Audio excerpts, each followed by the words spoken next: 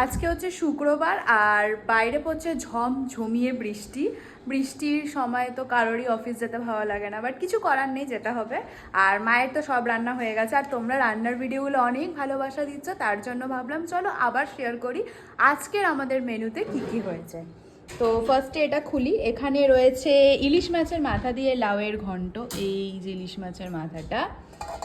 আর তারপর এখানে আছে পটল ভাপা, যেটাকে বলে সে, যেগুলো পটলগুলো জিগজ্যাগ করে কেটে এরকম ভাপা সর্ষে পোস্ত দিয়ে। এইটা কিন্তু আমার কোকো মাছ সেদ্ধ খায়। আর এই হচ্ছে গিয়ে আমাদের তেলাপিয়া মাছের ঝোল। আর এখানে আছে ফ্রুটস।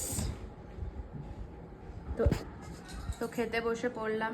এই যে ভাত, এবারে মা সব একে একে দেবে। এই যে ইলিশ মাছের মাথা দিয়ে, আর দিও না,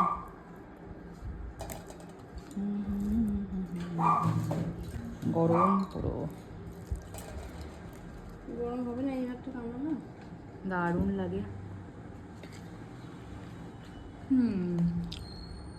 ভালো হয়েছে। একটা দেবো পটল? না, একটাই দাও, ঝোল। এই হচ্ছে পটল ভাপা, আর দেবে মাছ। এই যে পটল ভাপাটা কি সুন্দর বানিয়েছে, এই যে জিগজ্যাগ করে পুরো কাটা, ভালো হয়। এর ভেতরে না রসটা পুরো ঢুকে যায়, খেতে সুন্দর লাগে। আর এই হচ্ছে গিয়ে তেলাপিয়া মাছের ঝোল। এই হচ্ছে গিয়ে আমার আজকের মেনু, তেলাপিয়া মাছের ঝোল, আর যে সর্ষে পটল ভাপা, আর হচ্ছে ইলিশ মাথা দিয়ে লাউয়ের ঘন্ট। তো চলো আমি খেয়ে নিই, কেন অফিস বেরোতে হবে। টাটা। তোমরা কি খেলে অবশ্যই কিন্তু কমেন্ট করো। এই পটলটা দেখাই, এই দেখো কি সুন্দর লাগে।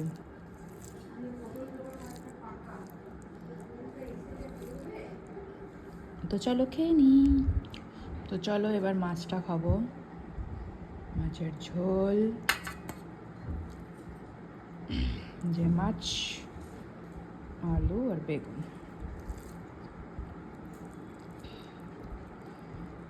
এসব মাছে কাটা থাকে না, তাই আমার খেতে খুব ভালো লাগে। পুরো মাছটা কিন্তু ফ্রেশ আছে। চলো খেয়ে নি।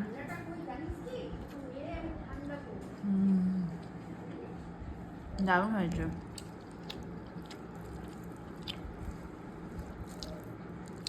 তো চলো খেয়ে নি।